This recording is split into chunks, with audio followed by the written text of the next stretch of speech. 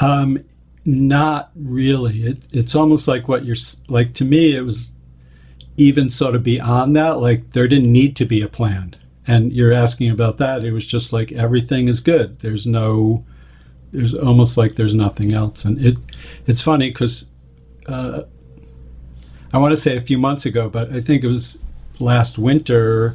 A friend of mine who had been sick for a long time passed away, and um, I knew her from the time she was very young, and I was really good friends with her brother growing up. And I wasn't really going to go visit her in the hospital because I had seen her many times when she had been sick before she was in the hospital. But my plans just worked out. My daughter wanted to go. It was in Brooklyn, outside of New York City.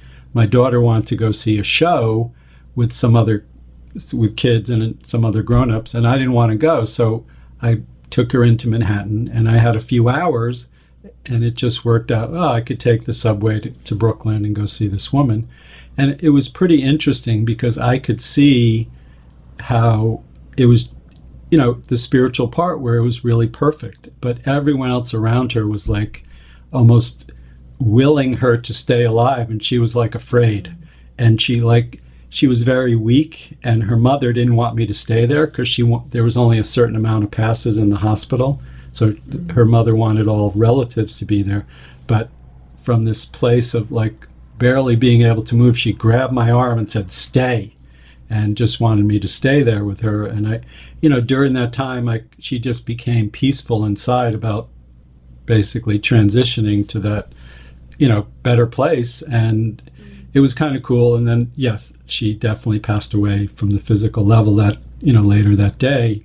And a friend of ours said she had seen her that day and said, "Oh, she's really doing bad." And I said, "No, she's really doing good. She's really getting ready to transition." And it was such an honor to be able to be there. And she asked me to work on her, do some of the energy healing I do. And then she sort of fell asleep, and I could just see, that part, her soul starting to, basically leave her body and everything. So it was great. Again, there's part of it that's, who am I? It's, you shouldn't be smiling or happy about stuff like that. But, there's the spiritual part that's really quite magnificent and majestic. And like, I can't even put my arms out enough to say how big and wonderful it is, So.